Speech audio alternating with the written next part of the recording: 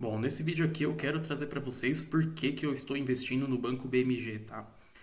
E como que eu acho que ele pode ter uma valorização bem parecida com a do Banco Bradesco, porque ele está numa situação bem similar, se ele for na mesma direção. Tem muito tempo que eu não gravo vídeo pro YouTube, então eu tô meio enferrujado e espero que eu lembre de falar tudo que eu queria falar nesse vídeo, basicamente. Mas vamos começar aqui pelo básico, né? Quando a gente abre o BGMB4 aqui na página do Investidor 10, a gente vê um PL de 7,40.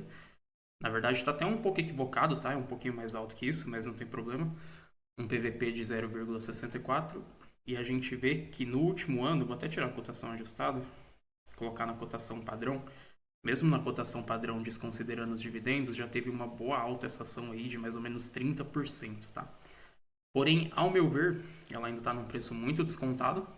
Lembrando que nada que eu vou falar nesse vídeo é uma recomendação de compra, né? É obrigatório falar isso se você é um canal de investimento. Mas eu quero trazer aqui para vocês alguns pontos interessantes. Começando pelo dividendo. O legal do Banco BMG, se a gente puxar o histórico aqui dele desde 2021, então os últimos 5 anos, né? Normalmente é o que você quer puxar mesmo, é 5 anos para trás. A gente consegue observar que ele sempre se mantém pagando uma taxa aí de pelo menos 10% de dividendo ao ano. Então, é um tipo de empresa que você olha menos pro payout até, porque se você olhar o payout aqui, o payout tá indo para todo canto, tá vendo? Tá subindo, tá descendo, porque eles ajustam o payout deles de forma que eles paguem esse 10%.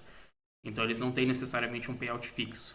Você vê que é mais sobre pagar 10% mesmo, e dependendo do lucro que eles tiverem, o payout pode ser menor ou maior para poder pagar essa quantia, né? Que eles estão acostumados a pagar aí. Você vê que a empresa ela tem uma margem líquida muito baixa. Isso aqui, na verdade, é um ponto bom quando você está procurando oportunidade, tá? Porque o banco tem muito espaço para crescer no seu índice de eficiência, que é uma coisa que a gente vai ver no relatório daqui a pouco. E o que é interessante? Descendo aqui para baixo, você vê que o lucro do banco começou a subir bastante. Por isso que a cotação está subindo, né? Aquela velha história, a cotação acompanha lucro. Se a gente puxar aqui, temos 2023 com 270 milhões, 2024 com 279 e o apanhado dos últimos 12 meses está somando aqui 409. Lembrando que a gente ainda tem o último trimestre, que eles ainda vão fazer o release, né? Esse release aqui é dos 3 primeiros trimestres de 2025, mas já dá pra gente ter uma boa noção. Daí, o que eu queria trazer para vocês? Eu vou fazer um valuation aqui, tá? Se você olhar, eu estou usando a plataforma da Ward, que é do Léo, da Geração de Dividendos. Aprendo muita coisa no canal dele, eu me inscrevi aqui na plataforma, que tem algumas utilidades boas para fazer cálculo de dividendo, payout, nananã. E aí eu quero aqui fazer alguns cálculos com vocês, tá? Primeiramente, vamos falar aqui sobre o release de resultados. Vamos direto ao que interessa, que é a margem financeira. E uma coisa que é interessante que você nota nesse banco é que, na verdade, a margem financeira dele não é ruim, tá? Para quem não sabe, só para dar um overview rápido, a margem financeira é basicamente o spread que o banco consegue entre ser tomador e doador, certo?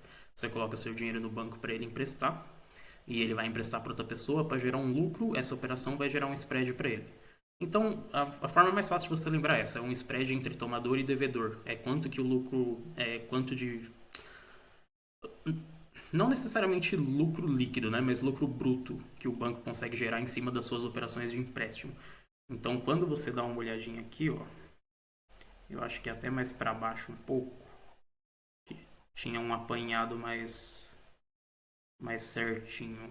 Ah, era aqui em cima, na verdade, eu pulei. Ó, de margem financeira, quando a gente olha aqui o terceiro trimestre, são 1.345.000. Porém, após o custo de crédito, isso já reduz para 881 mil. Então, boa parte da margem financeira do banco está sendo corroída aqui no custo de crédito, que é o quê? Aquele famoso, né? Provisão de devedor duvidoso, aquele negócio lá que tem 10 mil nomes diferentes, né? Ou seja, o risco de inadimplência que faz o banco ter que manter um dinheiro para poder custear, né? Caso alguém precise retirar o dinheiro e a pessoa tenha dado calote e assim por diante. E aqui você ainda vê mais 607 de despesa administrativa e operacional. Então, o que é um ponto interessante? Ele está gerando um lucro bom no seu spread de tomador e devedor. Porém, tanto o custo de crédito quanto as despesas está corroendo pra caramba o lucro. Quando a gente chega lá embaixo, a gente cai de 1.345.000 para 148 mil de lucro líquido. Então é muito baixo, né? Tanto é que se a gente olhar o índice de eficiência aqui, que é uma coisa que todo mundo já deve saber, que quanto menor, melhor, você vê que ele até aumentou do segundo trimestre para o terceiro trimestre, está em 57%, o que sinceramente é um número horrível para esse índice aqui. O banco está sendo muito ineficiente nas suas operações, está gastando muito e por isso que a margem financeira dele fica tão ruim, né? Quando a gente vê aqui no Investidor 10, essa margem líquida aqui de 4,32% é bem baixa mesmo. Mas o que é interessante? A gente vê que o ROAE dele, nem sei como é que fala isso, ROAE, é um pouco diferente do ROI, tá? Isso aqui é basicamente um ROI só que anualizado, calculado na média. E aqui a gente enxerga um bom crescimento. Nos primeiros 3 trimestres de 2024 ficou na casa de 10,5% e de 2025 13,6%. Aumentou legal aqui também do segundo trimestre para o terceiro trimestre. Então a taxa de crescimento do lucro está aumentando. O que a gente vai precisar mesmo para começar a ter um lucro maior nesse banco vai ser ele começar a gastar menos. E o que é legal? Eles já estão com um plano querendo ir em direção a isso. Eles fizeram agora uma subscrição, né? A 4,35, que foi um valor um pouco baixo, que o mercado não gostou, a cotação até chegou a despencar um pouco por causa disso. É uma subscrição da qual estou participando também, então estava bem no. Foi até antes. Estava bem aqui, ó, 5,34, aí anunciou subscrição, teve uma boa queda aqui de 10%, que o pessoal não gostou muito, que foi oferecida a 4,35. Mas isso é até bom, porque eles estão querendo fazer captação para expandir a carteira de crédito, né? Quando a gente olha aqui, a maioria da carteira ela está em estágio 1, o que é mais seguro. A inadimplência também deu uma boa reduzida comparado ao ano passado. A gente sai aqui de 4,7% em 2024 e vem para 3,9%, né? Momento presente aqui, terceiro trimestre de 2025. Então também não é ruim, a gente passa a ter uma despesa menor com a provisão de devedor duvidoso. E aí, aqui já dá pra gente fazer uns cálculos de valuation interessante. Mas uma última coisa que eu queria falar já. Ó, despesas administrativas e operacionais. Aqui eles mesmos falam sobre as despesas, né? Apresentaram um aumento de 5,2%. E aí eles já estão com um plano de ação aqui embaixo, que é aquela questão parecida com o Bradesco que eu estava comentando com vocês. O banco segue focado na gestão de custos através da transformação tecnológica e evolução operacional, trazendo automação, eficiência e IA, impulsionando ganhos de escala e experiência do cliente. Dentre alguns destaques estão aumento de 53% no investimento em tecnologia comparado a 2023, 99,8% das operações com estabilidade sistêmica, eficiência na utilização de cloud, 74% dos processos digitalizados, ganho de eficiência, aquele blá blá blá todo, né? Então, o que eles estão querendo fazer? Eles estão querendo fazer o mesmo esquema que o Bradesco fez. Eles vão melhorar ali a plataforma digital e vão começar a cortar custo com as agências físicas, né? Aqui acho que não está aparecendo, certo? Mas eu lembro que eles estavam até com prazo de 2026, 2027, já tem um cenário melhor nessa redução de custo. Então é aí que eu acho que ele pode ter um crescimento parecido com o que o Bradesco tem. E aí o que a gente vai fazer agora? A gente vai fazer um valuation de fluxo futuro, tá? A gente tem um lucro líquido recorrente atual de 388, tá? Então fazendo uma conta bem básica, isso aqui é equivalente a 3 trimestres, a gente divide por 3 para achar a média por trimestre e multiplica por 4. Daí 517 milhões. Eu vou até reduzir, tá, para 500 milhões, só para a gente fazer um valuation mais conservativo, digamos assim. Valuation de fluxo futuro, tá? Então você coloca uma taxa de desconto, uma taxa de crescimento da empresa, você pega o lucro líquido projetado e você divide por essa taxa aqui, certo? Essa seria a fórmula para você achar o valor de mercado de uma empresa, para você achar o market cap baseado no lucro atual, porque o market cap ele é algo que muda, né? É diferente de patrimônio, ele vai ser baseado no lucro atual da empresa, baseado ali em quanto o mercado está disposto a pagar pela empresa, no caso. Então, o que é interessante? Se a gente pega esse ROI ajustado, né, esse ROI recorrente aqui, eu vou até pegar um valor baixo, tá? Então, você vai ver que a gente está fazendo uma análise aqui bem conservativa. Eu diminuí o lucro projetivo de 517 para 500 milhões, e aqui apesar da gente estar apresentando 13,6, eu vou usar até o valor dos primeiros 3 trimestres de 2024. Vou usar 10% só, tá? Então a gente vai fazer o seguinte, a gente vai colocar aqui uma taxa de... Vou até apagar isso aqui, essa calculadora é horrível, mas enfim. Eu vou pegar a taxa aqui de 15%, tá? Que é a taxa de desconto, que é basicamente a nossa Selic atual. E a gente vai fazer menos esse ROI.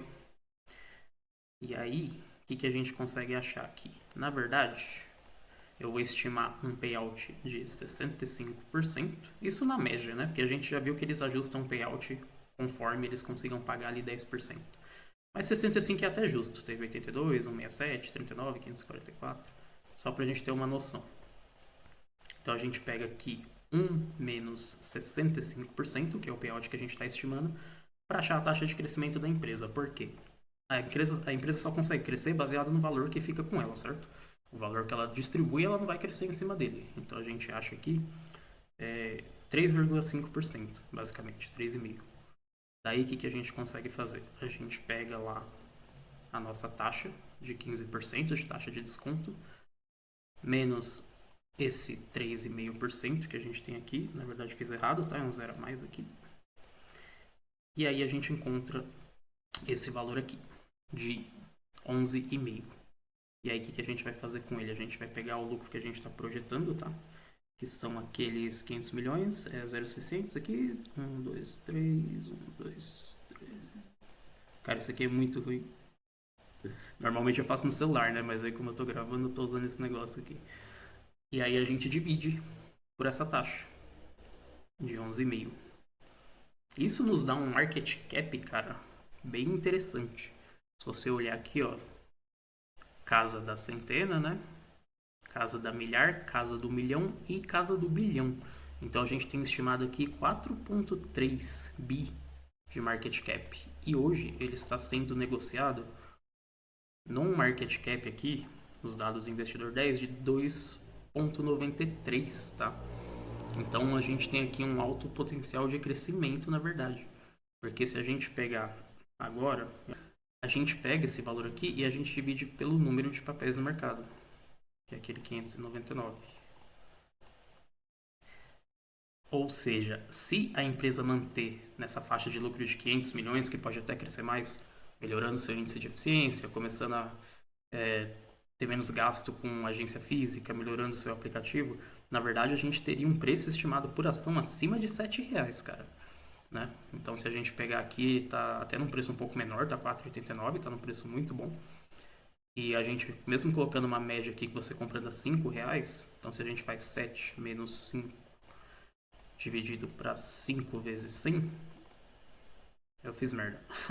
Mas a gente acha um upside, uma possível valorização de 40%, tá? Quando a cotação finalmente se atualizar esse novo lucro, se esse novo lucro realmente se tornar o novo lucro médio, né? Do BMG, digamos assim. E como eles sempre ficam nessa pira aí de pagar 10% em cima da cotação do ano, se ele sobe para R$7 e eles continuam pagando esse 10%, a gente já começa a ver um dividendo de 70 centavos, tá? Aqui eu fiz besteira de novo, que não era dividido, mas de 70 centavos no ano. E aí se a gente pega esses 70 centavos, divide pela cotação atual, para quem está comprando hoje, na verdade, você está adquirindo aí um dividend yield de 14%, cara. Então é coisa pra caramba. É por isso que eu estou aportando em banco BMG. Tem risco, claro, obviamente. Não é um banco enorme igual o Itaú, que você sabe que não vai te decepcionar, né? A gestão ela cometeu muitos erros ao longo do ano. Se não tivesse cometido, a cotação não estaria tão descontada, né? Então sempre tem algum risco. Mas para quem gosta de fazer aquele valuation e gosta de empresas de dividendo, aqui você consegue uma dobradinha. Você consegue comprar num preço onde, subindo ao seu novo preço justo, isso assumindo que fique aqui em seus 500 milhões de lucro, para sempre que seja, né? Vou até diminuir aqui minha projeção na Word. Se a gente coloca aqui os 500, ó, dá certinho o preço teto de R$5. Se a gente assumir que vai ficar desse jeito, sendo que a gente já está estimando 517 para o ano passado, e a tendência seria de crescimento para esse ano, mesmo que nada disso aconteça e fique travado aqui em 500, a gente está olhando para um upside de 40% a um dividendo yield de 14%. Então é bastante coisa, é uma empresa que está bem descontada, porém tem seu risco, né? É uma empresa menor, é uma small cap, então é bom você não alocar todo o seu patrimônio, você está diversificado direitinho aí e tomar cuidado com correlação negativa também, né? Mas eu pessoalmente estou comprando a empresa, então nesse preço aqui até R$5 eu ainda estou comprando mais, só estou esperando receber, porque eu sou CLT, pequeno investidor também, eu tenho que esperar receber para poder fazer investimento. Mas é basicamente isso pro vídeo. Mas por hora é basicamente isso. Se você assistiu até aqui, deixa o like aí no canal, se inscreve para mais vídeos e muito obrigado.